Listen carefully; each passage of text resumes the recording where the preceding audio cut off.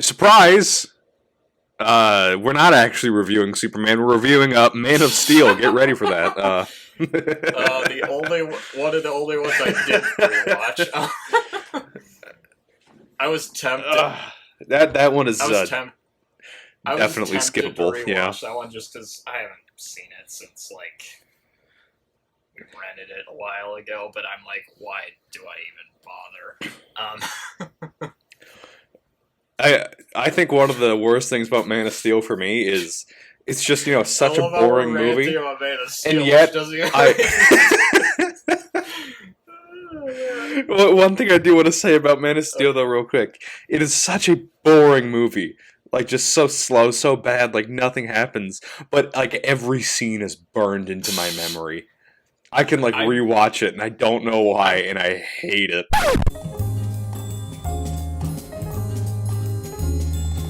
Hello, and welcome back to more Films Under Constant Critique, where we take a look at films, some good, some bad, and some downright awful. I am Bongo Baikov, joined by our host Maverick Drenzaria. This week we're taking a look at the film Superman from the late 1970s. It was released December 10th, 1978 at the Kennedy Center for its original showing. Later released December 14th in the United Kingdom, and finally December 15th, 1978, around the United States. Okay. Gives a budget there as well. Yep. And the movie had a budget of $55 million and made $300 million at the box office. So huge success, but it wasn't the highest grossing movie of that year. What was the highest grossing movie again? It was Attack of the Killer Tomato... No, I'm kidding. It was Grease. Oh, okay. Grease made more money. A little sad, but especially considering that Superman was the most expensive film made up to that point. Yeah. We should probably mention Richard Donner directed this. This was not his first movie, but he did The Omen right before this. That's a tone shift. It's funny, I actually literally just rewatched The Omen yesterday. Yeah. He has an interesting career. He did Lethal Weapon. All four of them. He directed all the Lethal Weapon movies. He directed Goonies. He directed Scrooged with Bill Murray, which is one of my favorite Christmas movies. And part of the reason I wanted to do it, this series, he passed away this year. Richard Donner, So I thought this would be kind of like a way of paying tribute to him a little bit. I will say, for the first attempt for one of the first big... This is probably his most famous film for Superman, the first Superman movie. And I will say, for the first big superhero movie that's made, it's pretty good overall. It is, yeah. So, the movie has a pretty packed cast, honestly. Look at everyone that's involved. So obviously you have Marlon Brando receiving the top billing, even though he's only in the movie for 10, 15 minutes. But because they had Brando, they were able to get other people involved, like Gene Hackman. Yep. And yeah, he was paid we'll get to that, in the trivia. And Gene Hackman we mentioned, which, they both received, the top billing for the movie. Because they're both, really serious, well-respected actors at the time, so that makes sense. Where was Christopher Reeve? He was just below the title. Was he third? Third, yes. Oh, okay. Okay. Because he was not... Because that was the thing they wanted to do with this movie. They wanted to get huge names, but they wanted to cast an unknown as Superman. Because they tried to find a bunch of A-list actors, and that didn't pan out. So they thought, okay, let's get somebody who's not a well-known actor. Yeah. And Christopher Reeve, this was his second film. What was his first? He was in a movie called Grey Lady Down, which starred Charlton Heston. And he has a minor supporting role in that. He was a stage actor, but he just hadn't done very many movies. But yeah, for his second movie, that's pretty good. Really It's good. a really good start. He's probably the best part of the movie, I would say. Yeah. He's definitely one of the better actors in it. Well cast Not as Superman. Yeah. You know, he looks the part. And when he is, and in those moments where he does play Superman, he really feels like a faithful adaptation of Superman. You know, he's like, you know, he's confident, he's charismatic. And you can also, you know, you can tell he cares about the people that he's saving, you know, like, he's not just doing this just because, you know, he has all these powers, you know. He's also got a bit of humor about him when he goes, that's something about the superhero stuff too. Like when he stops the guy that's like trying to rob, like, what was it again? Was it like a bank or like just like a skyscraper that he was climbing? He was just climbing a building or something. I think he was a cat burglar. Yeah. He had some like jewelry with him. But yeah, that's a funny scene right there. It's like the way he's climbing up the building and then he like looks up and Superman's right there. It's just standing there looking down at him. And then he like just drops him off with that cop. And the cop just like looks at the both of them are just staring up as Superman flies away. Which that was something that was interesting when watching this movie again was there's a lot of humor in the movie. Yeah. You know, but it doesn't feel like too out of place for the most part. Yeah. I really like just kind of the tone of this film, especially when you compare it to oh Jesus. the more recent. Yeah, Man of Steel, it felt like it was too bogged down by trying to be like a dark, gritty, and serious movie.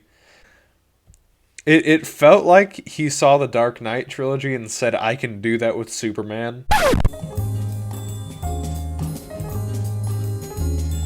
Another thing I noticed about the cast is you have a lot of actors who were, like, from, like, the 30s and 40s. Like, Jackie Cooper is in this, and he was, like, he was a really famous child star in the 30s. He was actually the youngest person to get an Oscar nomination for Skippy. He got, like, an Oscar nomination for that movie when he was 9. And he's in this way older, playing Perry White, you know, who runs the Daily Planet. Yeah. And he has some funny interactions with Lois and Clark, you know. I like the one part where he's, like, telling all the people, like, go out and get a story on Superman. He's, like, saying this will be the biggest interview since God talked to Moses or something like that. That's a pretty good line. Speaking of Lois, I think Margot Kidder did a really good job. She's great in this, yeah. I think she has really good chemistry with Christopher Reeve. You can tell that she's, like, you know, she's interested in finding out where he came from and stuff. You know, like his origins. I like that interview that she has with him. Yeah. She, like, says, you know, how big are you? I mean, how tall are you? I thought that was funny. And I think she has pretty good chemistry with both Christopher Reeve as Clark Kent and Christopher Reeve as Superman. Yeah, because it's so funny, like, the contrast where, like, she's so impressed by Superman, but then she pays, like, almost no heed to Clark at all. Yeah. She, like, barely notices him. There was something... there was, like, one part towards the end when, after Superman saved Lois and Jimmy, and, like, Jimmy's, like, wondering, I wonder what Mr. Kent is, like, thinking of Lois, and she's like, oh, yeah, poor Clark, or something. You know, like, she's just barely even thinking about it. One of my favorite moments was when, after the whole flying bit and stuff, and then Superman flies away, and then he comes back as Clark and comes through the door, and like Lois is just like, again, is barely even paying attention to him. I think she even messes up his name too when she talks to him. Gene Hackman you have as Lex Luthor, which is an interesting casting choice. Yeah. Like, I feel like he fits the role well enough, but his performance isn't exactly the first thing I think of when I think Lex Luthor. You wouldn't think of him immediately for Lex Luthor, yeah. But I think he's... I mean, I think part of the reason I think that, though, is that I've been kind of spoiled by the animated series having Clancy Brown. Iterations. Oh, Clancy Brown, yeah. Yeah. That's right. Clancy Brown is a fantastic Clancy Brown played Lex Luthor. I forgot about that. And actually, the animated series, it feels like it almost took inspiration from this movie, just in terms of, like, setting its tone and things. Which is, yeah.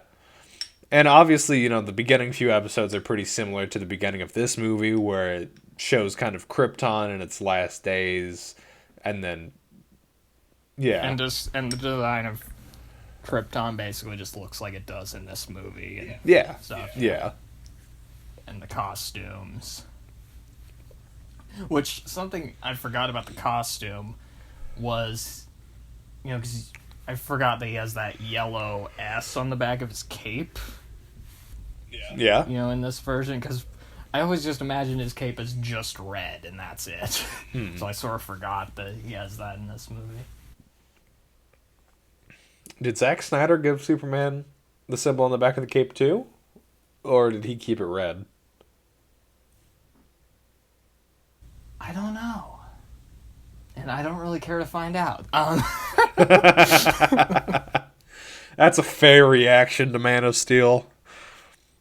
Because there was a part of me that kind of wanted to go back and watch it again just to see is it like, maybe I don't maybe know. When we watch Superman Returns, it's a double feature of that and Man of Steel. Superman Returns I actually kind of liked. I'll admit, but it's not a great movie by any means. But you know, I didn't mind it. But yeah, Gene Hackman. We were talking about Gene Hackman.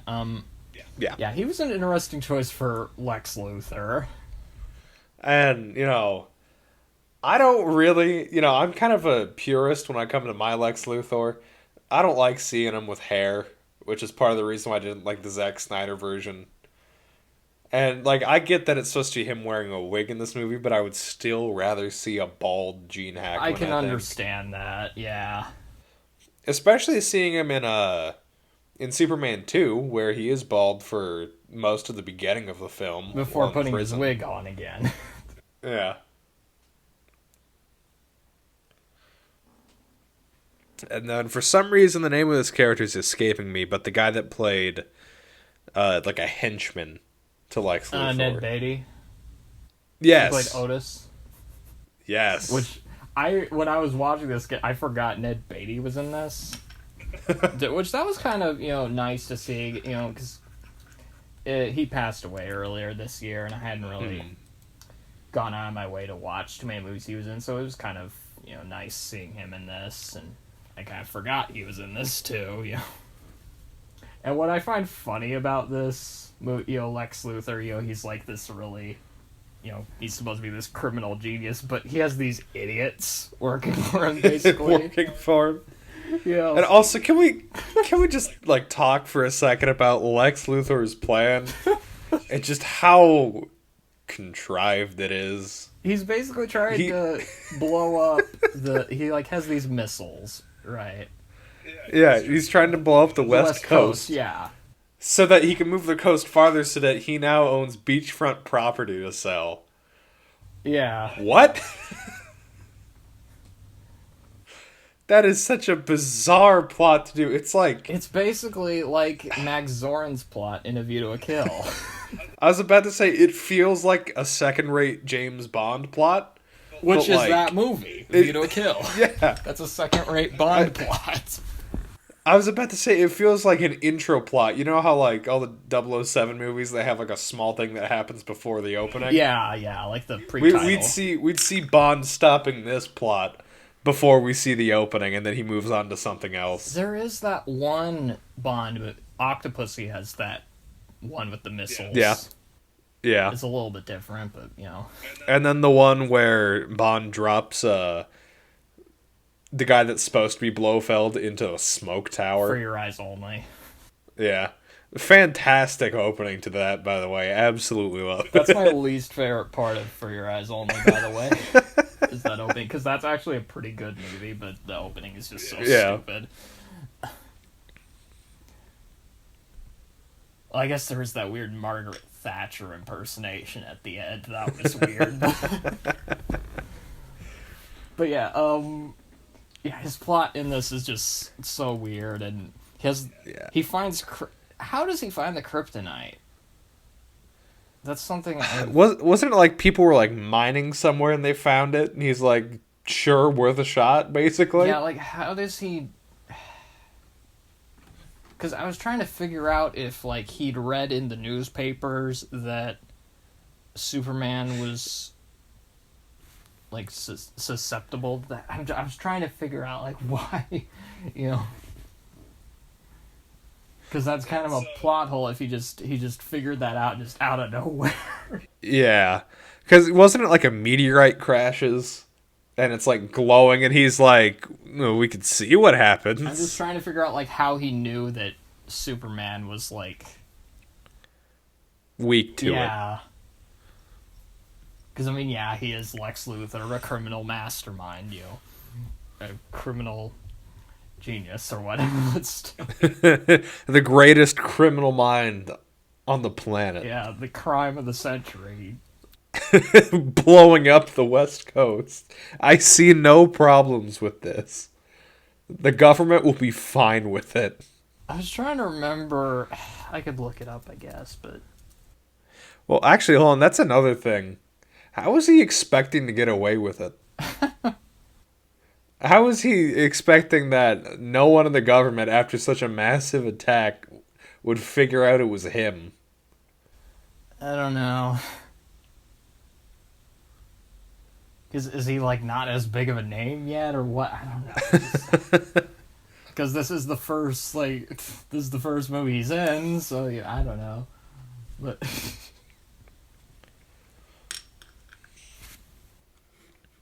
So I guess kind of going back through things in more of a plot order. Are we still going through the cast, or it's just, I don't know how to do this. I think we hit everyone important. Well, except Marlon Brando. Yeah, Marlon Brando's not important. What are you talking about? He's only top billed. He was only the highest paid actor in Hollywood when he did this movie. Well, anyway, let's just go through the plot. We'll talk about him when we get to the plot anyways. Yep, and that should be right off the bat where we start on Krypton during a trial of three, well, I guess they become prisoners, but basically three warmongers that are trying to take over Krypton. Including General who all get Zod. banished. Yep, who all get banished to the next movie. Before we move on to Marlon Brando trying to convince everyone that the planet is about to explode. Yeah, Marlon Brando is Jor-El, which I noticed when watching this, the beginning and ending of this movie both feel like disaster movies. Yeah, they kind of do, actually. Because the first part of it is Krypton being destroyed with a bunch of explosions and stuff, and then the ending, you got earthquakes and, like, bridges falling and the dam exploding, the train almost getting derailed.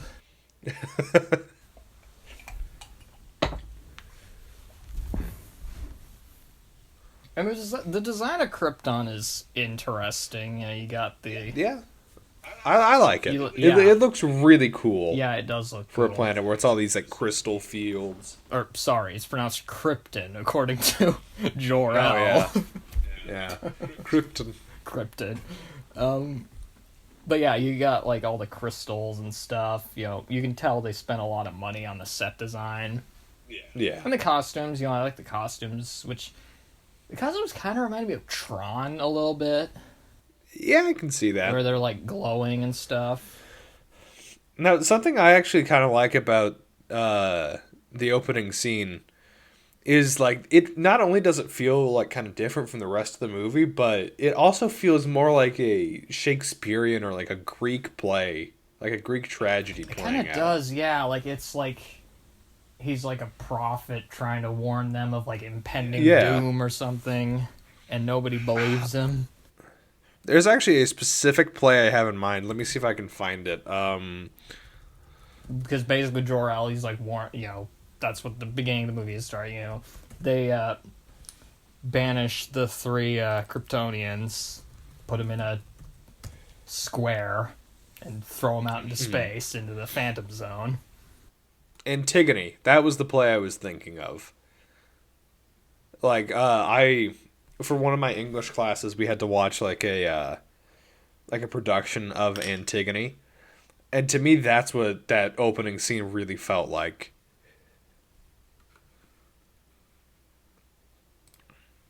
That play, it's all about like, warnings and stuff, so yeah, I can kind of see that. Yeah. It's just been a while since I read it, so I had to think for a second.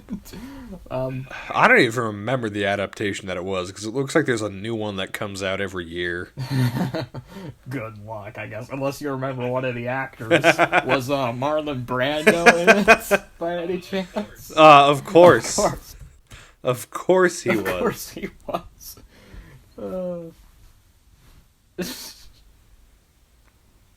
I think the special effects at the beginning are pretty good too. Yeah. It's all pretty impressive. It looks really huge and epic. It feels like a completely different movie though. It's like yeah. But for the time, I think it looks pretty good. Speaking of the special effects, that's one thing that's pretty consistent throughout the whole movie. The effects are all really good, especially for the time. There's like a few parts, mostly towards the end, mostly where where it looks pretty green screened and like around it. But for the most part, it's all fairly impressive. Like the flying, because that was a huge part of the marketing. Was the tagline was "You will believe a man can fly," because people hadn't seen like flying scenes like that before. I mean, you'd seen flying scenes obviously, but they looked really cheap, fake and bad. Fake. Like, you look at compare this to the George Reeves Superman show, and it's like it's so different.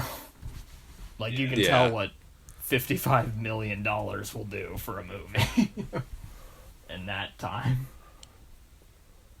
Actually, hold on. I want to see what it looks like when he's flying. Oh wow! Okay. It's basically they just had him sideways while they had like a projector in the background. Yeah. That's how they did the George Reeves stuff. I think he just flew past the same building like 20 times. Although I noticed they included that catchphrase from the George Reeves show. What was it? It was like fighting for like truth, justice, and the American way or something. Yeah. Which they've changed, but it's in this movie. And then Lois's response to that was kind of funny. She says, "You'll have to fight every politician, basically," or something like that. So then, after everything goes wrong on Krypton, and Jor-El and Lara send their son, who is to become Clark Kent, off of the planet, he ends up being raised by a pair of farmers living in Kansas. It's kind of weird that they just have a baby floating around in space for a while. Yeah, like that. It doesn't sound like the safest option. But can we talk about Jonathan and Martha for a second? So a baby just crash lands right by them, and they're like, "Sure, we'll adopt it." Jonathan hesitated a little, but Martha did not. Martha was just like, "Yeah, I'm ready to adopt this baby. This is our kid now." Finders keepers. Just an absolutely bizarre choice on her part, but yeah. Maybe if he had crashed in one of their barns or something, but I don't know. That was just... It seemed like... Because they were just driving around, right? And then they saw it. Yeah, their car was, broken down or something. Yeah, that's right.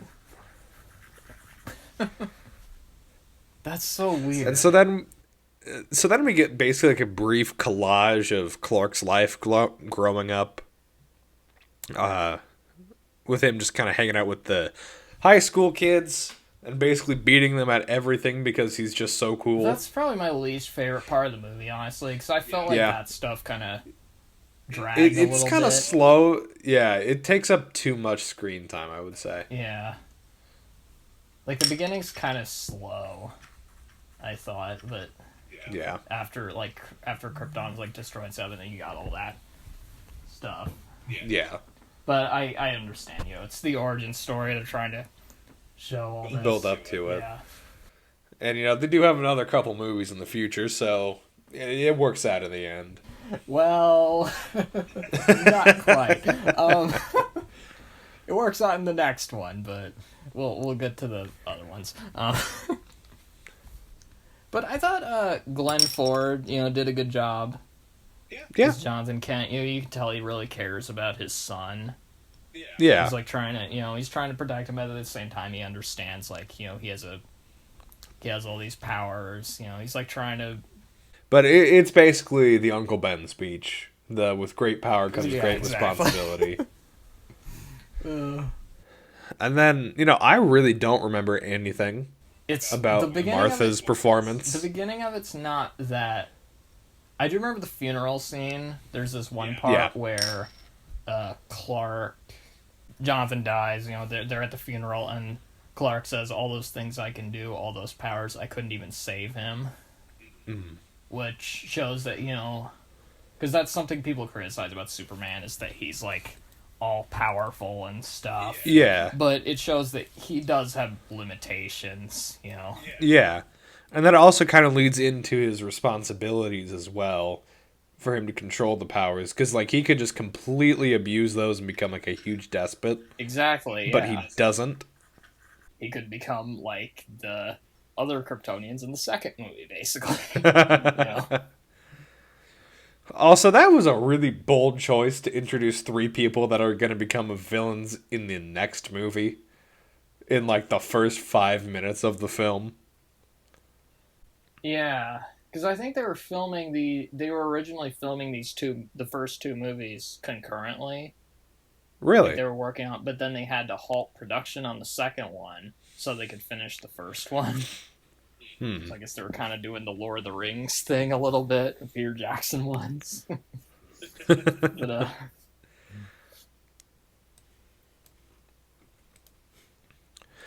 yeah, so after kind of all the childhood scenes, then it moves on to Superman, or I guess Clark Kent, getting a job at the Daily Planet.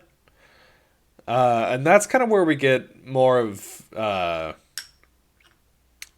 performances that I really didn't care for. Yeah. Because, it's fine, but I feel like Clark is just a little too bumbling throughout all of his scenes. Just a little too awkward. Especially the scene where he gets mugged. I think he's just a bit too much of a coward. He's, like, too spineless, you think? Yeah. Because there's that one part at the end of the scene where, like, the guy shoots him, he catches the bullet, but, like, he pretends that he fainted. Yeah. And Lois is like, "You fainted?" Because, like, Lois is the one that ends up fighting back during that scene. She ends up kicking the guy. Which I kind of like that scene, actually. I thought it was funny, but, I can kind of see where you're coming from, But I thought it was kind of interesting just seeing that contrast between Clark and Superman.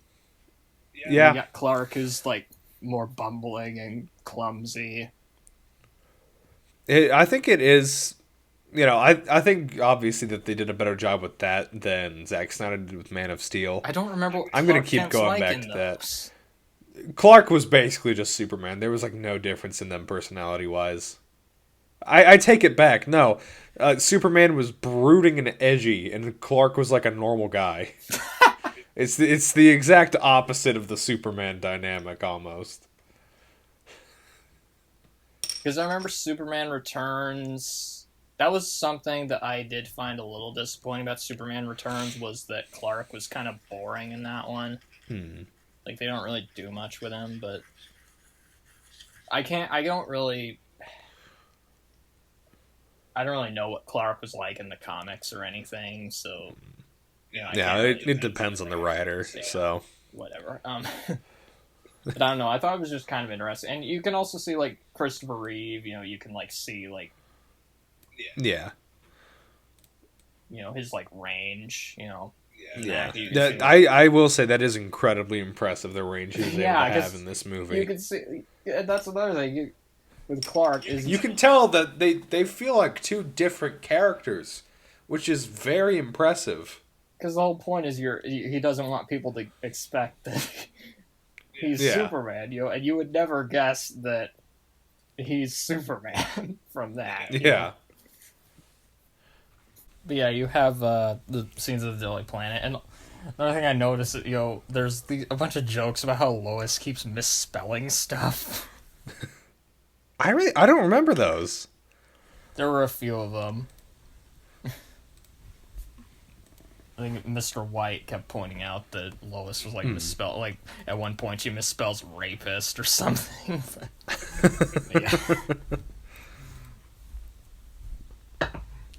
Which I'm surprised that was in a PG movie. That line. Yeah, that's 1978. But yeah, I also kind of. Another thing is Lex Luthor isn't introduced until like an hour into the movie. Yeah. That is an interesting choice to have the main villain not show up. It feels like the first hour is like a prologue with all that stuff, and then the movie starts. Because basically, the movie's basically 3 sections. You have the beginning on Krypton. Then you have Superman growing up, and then you finally get to the main. You get the Superman movie. The main chunk of the plot. That's where he actually becomes Superman. Yeah. Which I think it's a little more excusable since it's the first film. So something interesting, just like a difference between this and the animated series, was kind of the introduction of, Lex Luthor meeting Superman. What does Lex Luthor's base look like in the animated series? So in the animated series, it's basically like a giant, skyscraper, and he just has an office at the top. It's like the exact opposite, because in this, he's like... I know, because in this one, he's living in the sewers. He's a rat. He's got an underground base under the train station. And, Ms. Teschmacher, she keeps making fun of, how, he's, so rich and powerful, but he lives down here, in this... Yeah. This is the best place you could rent, or something like that. Yeah. And then in the animated series, when the two meet, Lex Luthor basically tries to start by cutting Superman a deal. Superman refuses, and so then he tries to get Superman killed. In this one, Lex Luthor chooses violence right away. He's like... I'm going to fire these missiles. It's up to him to figure out what to do with them. And the kryptonite. He has the kryptonite. Yeah. I'd like to talk a little bit more, though, about the interactions with Lex Luthor and his cohorts. Because you have Ned Beatty as Otis, and Valerie Perrine as Miss Teschmacher. Which that was the thing I found funny, was the way he shouted, Miss Teschmacher! The way he shouted her name. The villains, I don't know how to describe their chemistry. It's almost Three Stooges-esque. I find it really funny, actually, just how it is. He's basically, because he made the Three Stooges analogy. He's basically the Mo of the group. Yes, Mo. He's basically Mo. He's the one that thinks he's smarter than the other two. He's always beating up on him and stuff. Otis is obviously Curly, Otis, yeah. which then means that Teschmacher is Larry. Yeah, I find their chemistry just so funny. How he's the criminal genius and stuff, and he has to make himself look smarter by hiring these idiots to be around. Can we also talk about how he's this really rich and supposedly powerful guy, and he has a grand total of 2 employees?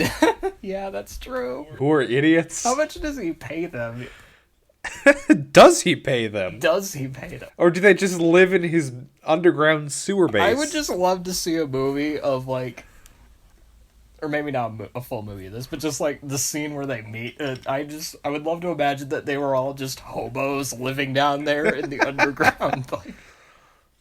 Lex Luthor's actually just some psycho that's just been living in the sewers, and he finds these other two people. Exactly. He's like, here, come into my lair. I'm the greatest. I'm the greatest criminal mind in the history of the planet Earth. It's just their chemistry. I just find so because Otis, he's the dummy that he always beats up on, and Miss Teschmacher, she always has some quip, like aimed at like. She, like, asks, like, how many people have to die for the crime of the century? Or something. Like, there's, like, one line where Lex Luthor says, some people can read War and Peace, come away thinking it's a simple adventure story. Others can read the ingredients on a chewing gum wrapper and unlock the secrets of the universe. That's a pretty good one, That's a funny line there.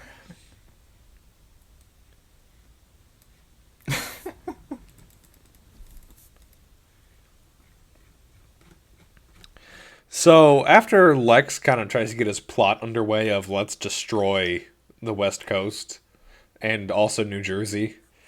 New Jersey, yeah, which pisses off Miss Teschmacher.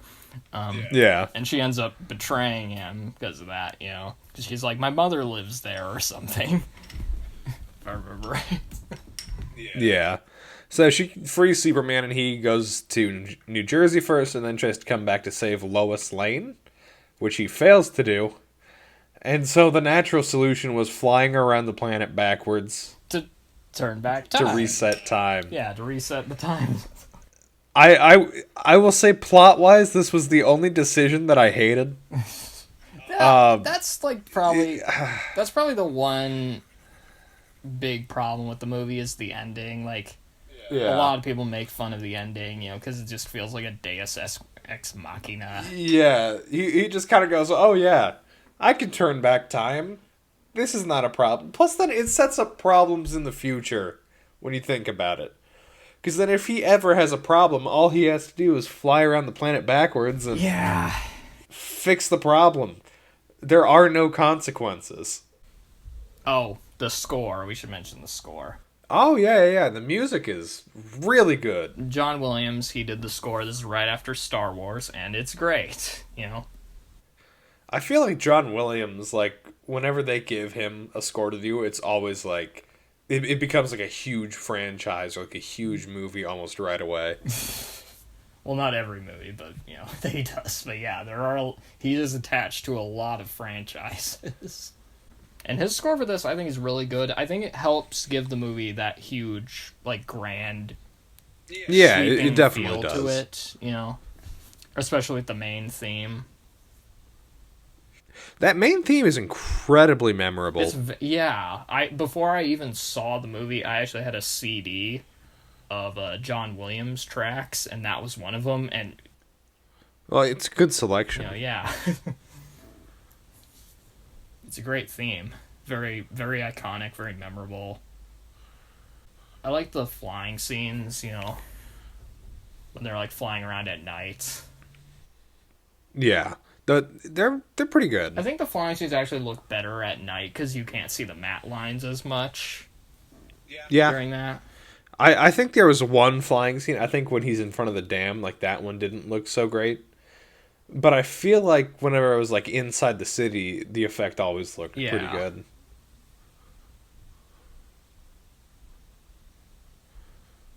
I also like how when he saves Lois from the helicopter. Yeah. She he says, "Don't worry, miss, I've got you." And she says, "You've got me. Who's got you?" Who's got you? I love how every time he saves somebody from a plane or a helicopter, he always reassures them that flying is still statistically the safest form of travel. The safest way, yeah. Ever the optimist. Which I think that's why one thing I like about this movie. It's not cynical, No, it's a very optimistic movie. That's why I really like this one, especially compared to something like Man of Steel. because it really embodies that aspect of Superman, where it displays that there is hope out there and things, can get better. There are good people out there, like Superman. it's just, yeah, it's just a very just good and hopeful message. And whereas I think the third and fourth one, not to get too far, I think they misconstrued optimism with, like, lighthearted comedy antics and stuff. Yeah. I don't know if you've gotten around to seeing those ones yet, but you'll see what I mean. I've only seen up to the second one so far. But probably based on word of mouth, you can understand some of what I'm talking about. Because I think the first... this one has a good balance of, like, humor and, like, more serious elements. It doesn't, like... Yeah. become too goofy. It doesn't become too serious. Yeah. Because it does have, stakes that are high enough that there is, like, a little bit of tension. There's a reason for the plot to move forward. But it's not, like... It's not overbearing. It's not all gloom and doom. Yeah. Or it's not all carefree sunshine, Oh, actually, one question that I do have about the movie overall deals with the other intro to the movie, where it was the boy reading the like, 30s from thing, yeah. Yeah. Because, like, the movie doesn't look like it takes place in the 30s. It kind of confused me when I was watching. Because, like... yeah, I don't know. That was a little weird. Oh, sorry, something... this is a minor point, but Superman, he, like, tells Lois he never lies. Which technically is not true, because he's always... No. He pretends to be Clark Kent. The eternal lie. Yeah, which...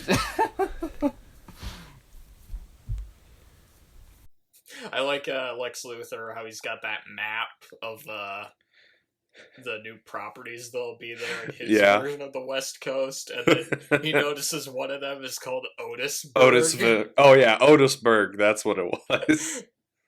And then Otis is like, oh, well, that's just a small property right there. And then he just wipes it off of it. I thought that was really funny.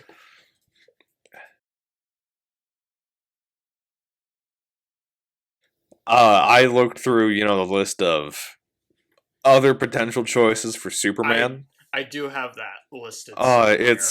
It's so disgusting. I have it pulled up right here. And some of the reasons why. I love how Burt Reynolds was an option. That would have looked weird. Was Burt Reynolds really an option? Yeah. Oh my god. He apparently turned down the role.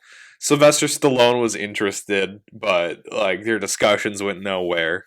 Apparently, supposedly, Marlon Brando vetoed Stallone being cast. Really? Because apparently Marlon Brando hated Sylvester Stallone. And then apparently Paul Newman was offered the roles of Superman, Lex Luthor, or Jor-El. He had the choice of two of the main characters and then another very important character.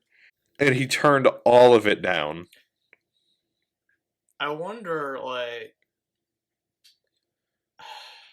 I could maybe see him as Lex Luthor or Jor-El. Yeah, I don't think he would have been a good Superman. I think he was too old to be Superman at that point. And Charlton Heston was also considered for the part of Jor-El, by the way. And then John Wayne's son. Is that true? Patrick Wayne? Patrick Wayne was cast at one point, but he dropped out after John Wayne was diagnosed with stomach cancer. Bruce Jenner auditioned for it at one point. Yeah. At the time, Bruce Jenner, now Caitlyn Jenner. Yeah. I actually do have some more alternate casting choices. I mentioned Robert Redford. That's interesting that Paul Newman and Robert Redford were both offered. Yeah. Was too expensive. And he was also quoted as saying, "Nobody is going to believe me flying." Arnold Schwarzenegger wanted the role, and so did Neil Diamond. Neil Diamond I heard about. I did not know that Arnold Schwarzenegger was offered. Well, he wasn't offered. He wanted it, but they never, they basically just ignored his request. And then, of course, as it feels like at any time there's a discussion of casting, Christopher Walken is thrown in there. Because why not, I suppose? What, for which part? Superman. For Superman? Yeah. Granted, he wasn't, he hadn't done the Deer Hunter yet, but why? I like to imagine the alternate universe where Christopher Walken is both Superman and Han Solo. His career would have looked way different if that's true. He probably could have become the most paid man in Hollywood. It would have been just taking all of the big roles. Yeah.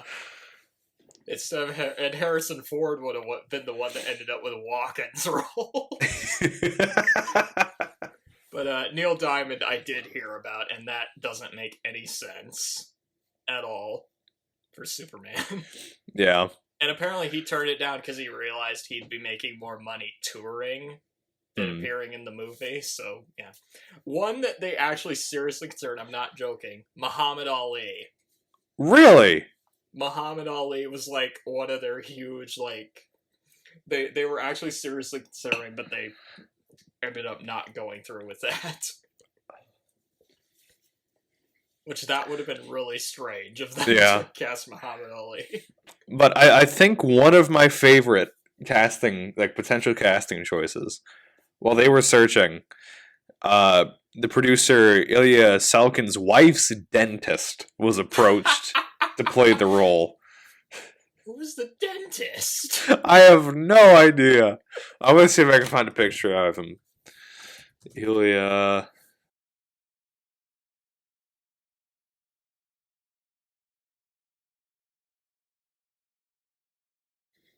James Caan was considered, but he said there's no way I'm getting into that silly suit.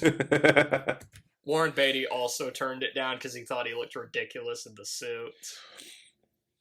Dustin Hoffman was considered. Oh, that would have been weird.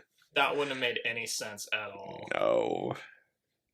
He was also, apparently Dustin Hoffman was also offered the part of Lex Luthor, but he turned it down. Charles Bronson. Yeah, I read that. And Chris Christopherson. Chris Christopherson? Wait, Chris Christopherson was offered the part of Superman? You're kidding me. That would have made any sense. Nick Nolte, he was also considered. Harrison Ford there we go. Harrison Ford said in an interview that he thinks he was considered for the part of Superman, although this is unconfirmed. I actually like this one. Apparently, Christopher Reeve, in order to train for the part of Superman, just, physically look like Superman, he went under, a pretty strict exercise regime, led by David Prowse. David Prowse, yep, I did read that. Darth Vader. Yeah. Because he was a bodybuilder, Yeah. Darth Vader trained Superman. That's hilarious.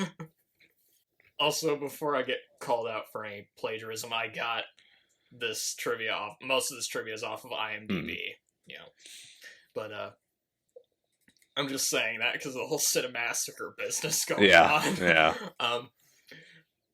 According to Roger Moore's autobiography, speaking of James Bond. Oh no, I do not like where this is headed.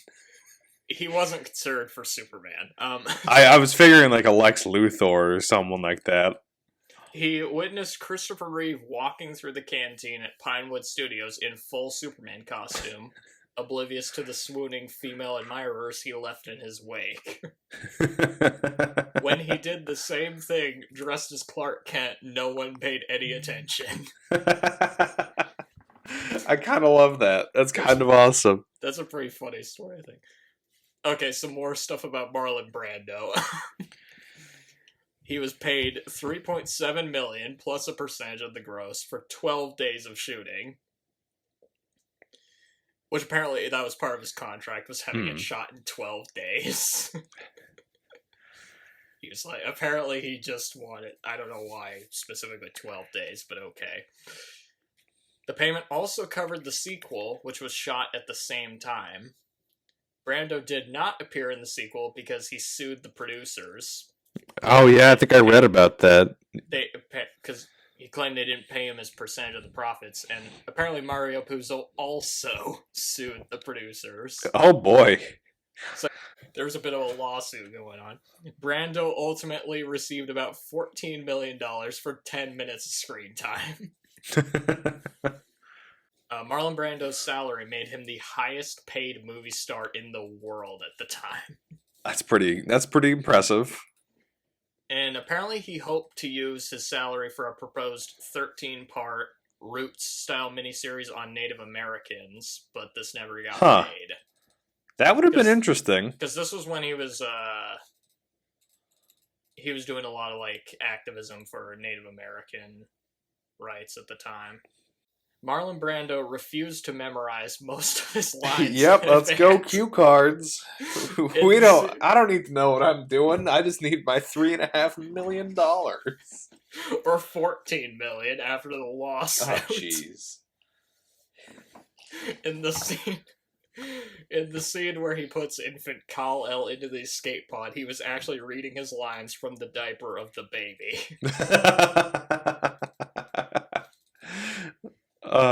I kind of love that. He couldn't be bothered to remember all, 20 seconds of dialogue that he had, or whatever it was. Marlon Brando, for me, he's such a frustrating yeah. There's things about him I really like. Like, in his early career, he actually tried. And I actually did rewatched On the Waterfront not too long ago. He's great in that. But then at the same time, there just came a point in his career he just stopped caring about anything.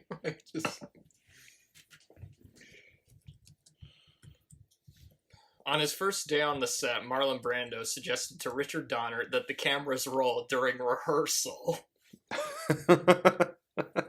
Brando reportedly said, "Who knows? We might get lucky."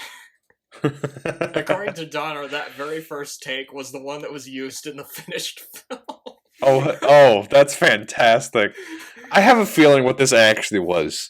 I don't think it was, Brando going, oh, who knows, maybe we'll have an amazing take. I think it was, I want to get all of these scenes shot as soon as we can so I can get out with my money.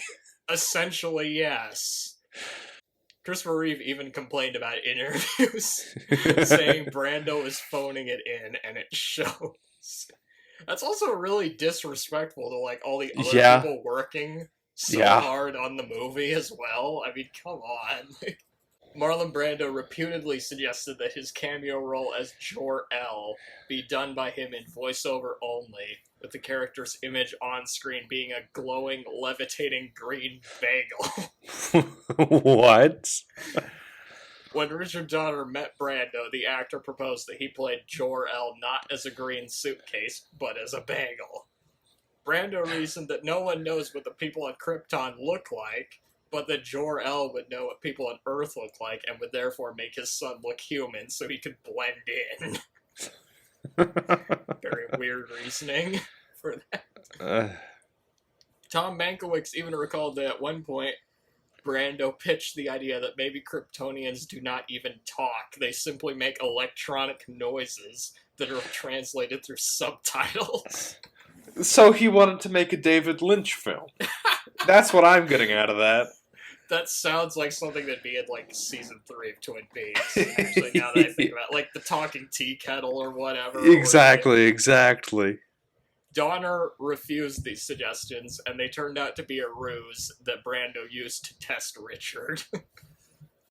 Although I will say, I do think that Marlon Brando is a better Jor-El, in this movie. Than Russell Crowe was.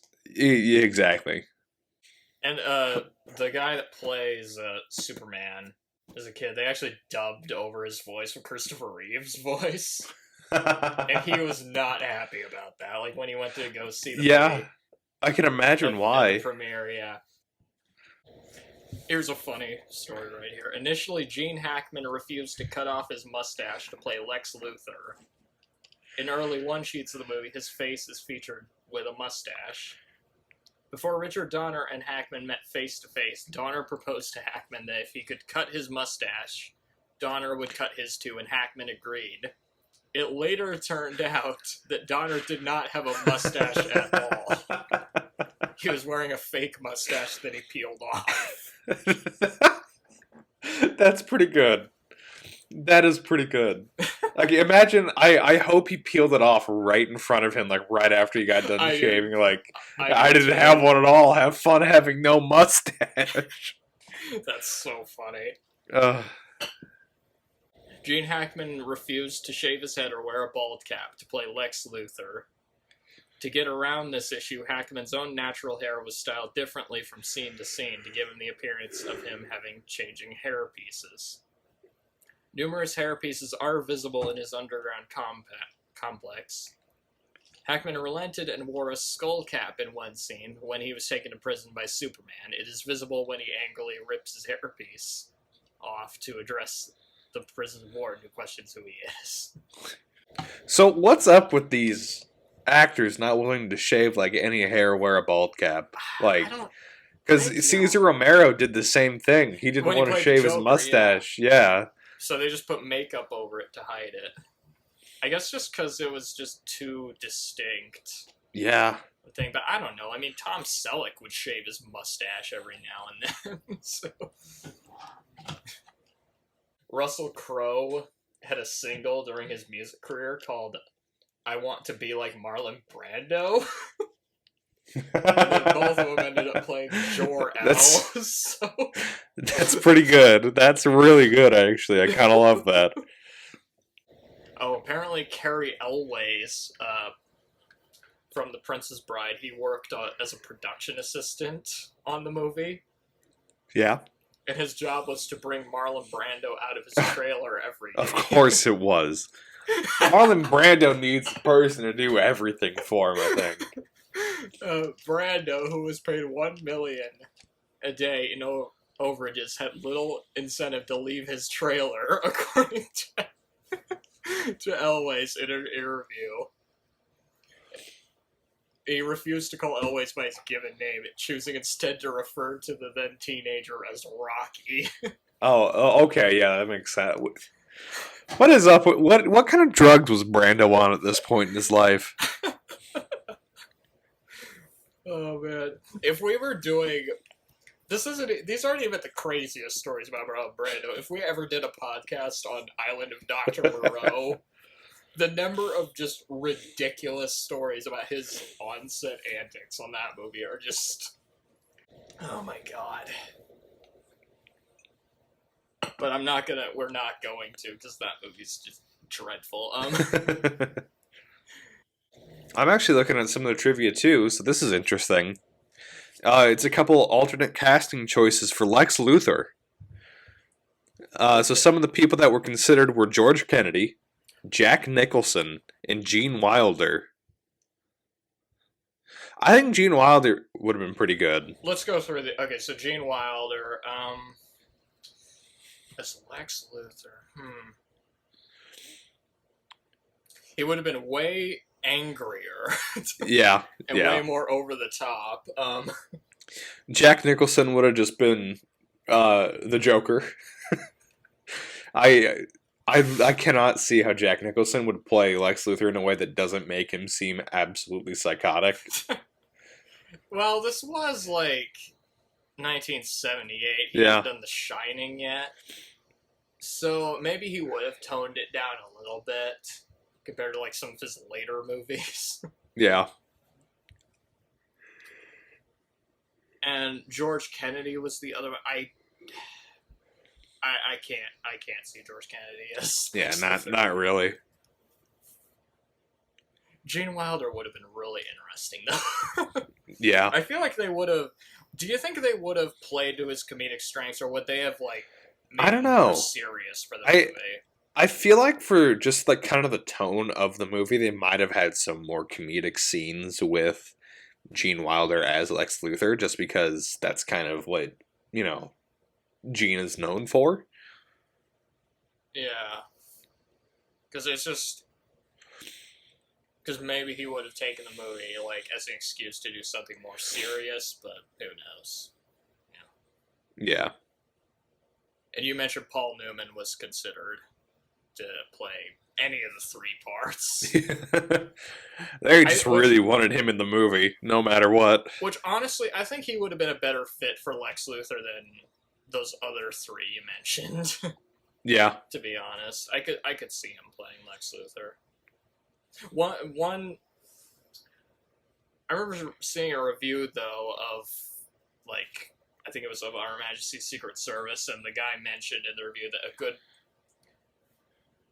choice for Lex Luthor would have been Telly Savalas, which I could maybe see that. Yeah, I mean, he's got the bald. He is bald, yeah. You wouldn't have to worry about That's the hair. Exactly.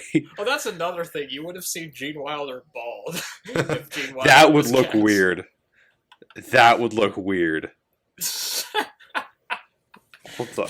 What did Gene Wilder look like in 1978? Hold on a second. What movie was he making at that time? Oh, he would have looked so weird. So he always had that crazy, like, curly hair. Yeah, and the mustache. Oh, I don't think he would look good bald.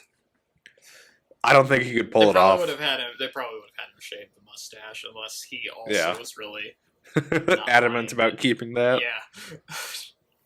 Oh, here's an interesting. Richard Donner first asked Jerry Goldsmith to do the score, and he agreed. However, a schedule conflict came about, and John Williams replaced him.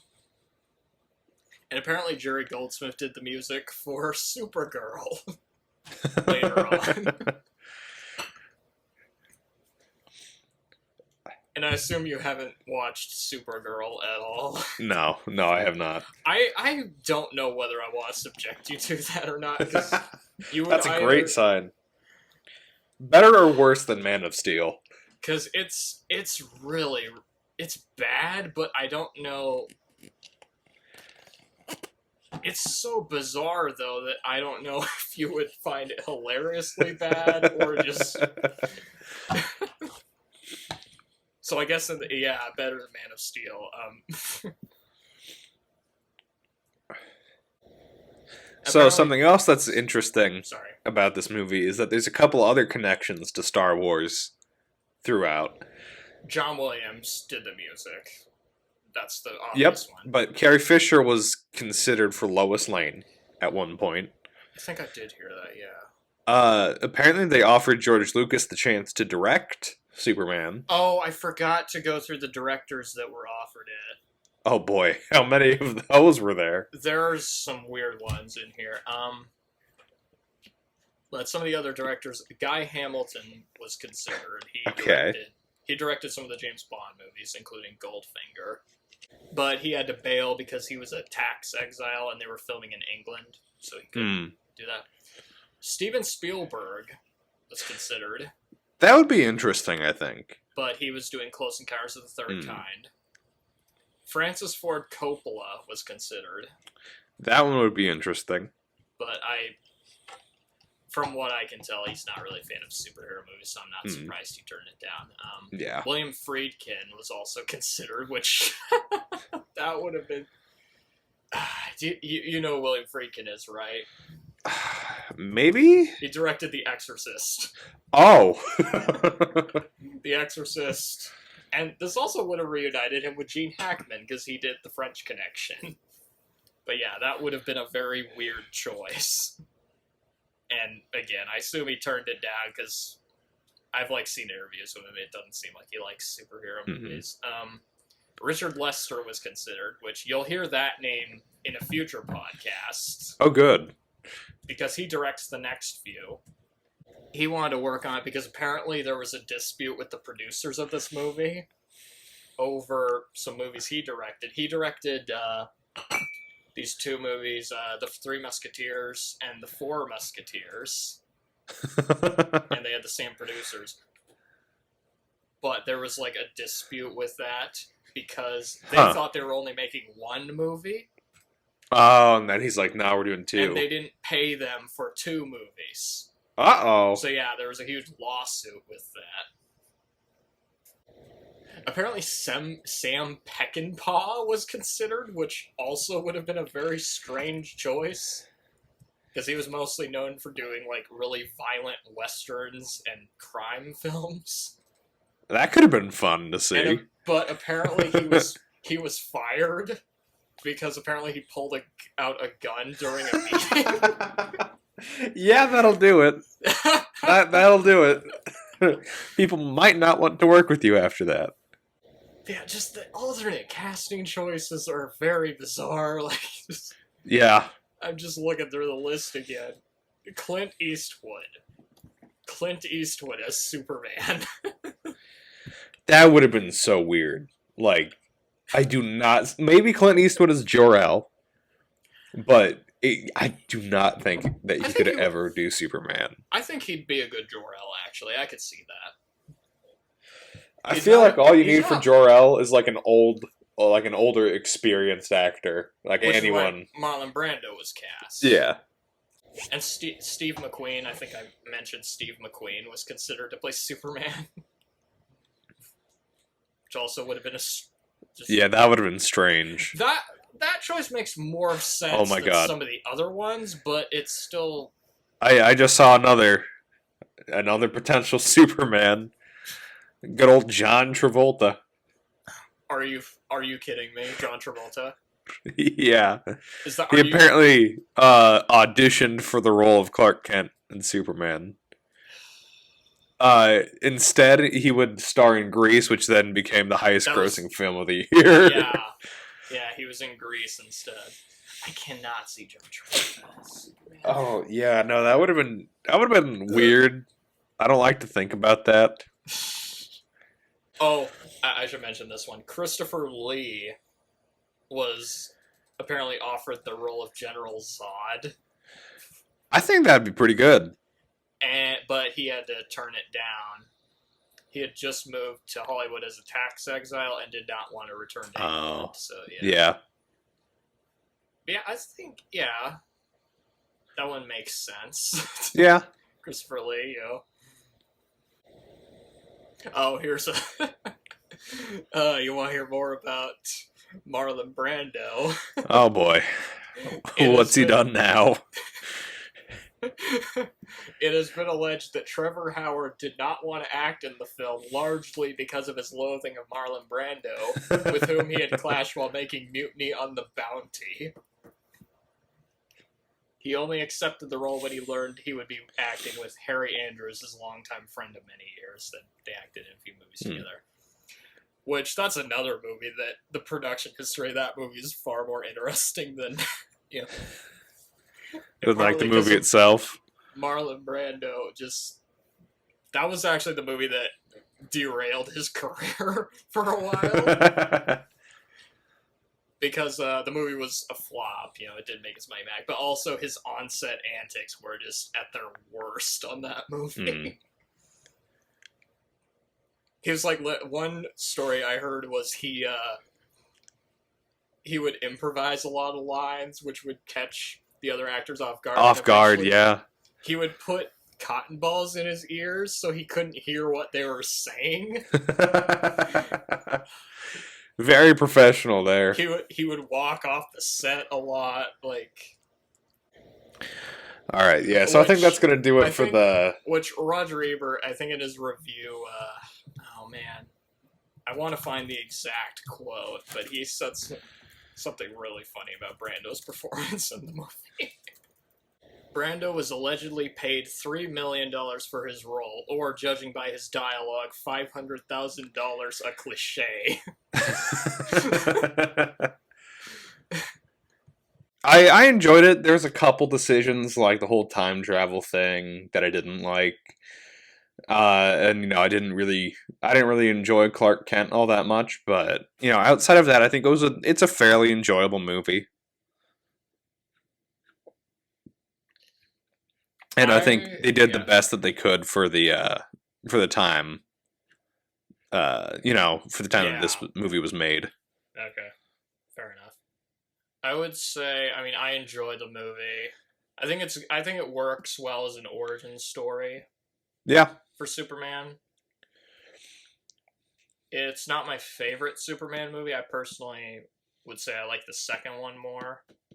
But considering what they had to work with at the time, I think it turned out pretty good job. They took it seriously, but not too seriously. Yeah, they didn't do Zack Snyder, my Batman was raped in prison level, which they do make a rape joke in this movie though. Yeah. And in the third one. All right, I guess with that, I don't know how to end the episode. Yes, well. How do I get out of this sentence? Okay. All right, yep. Well, see y'all in the next episode.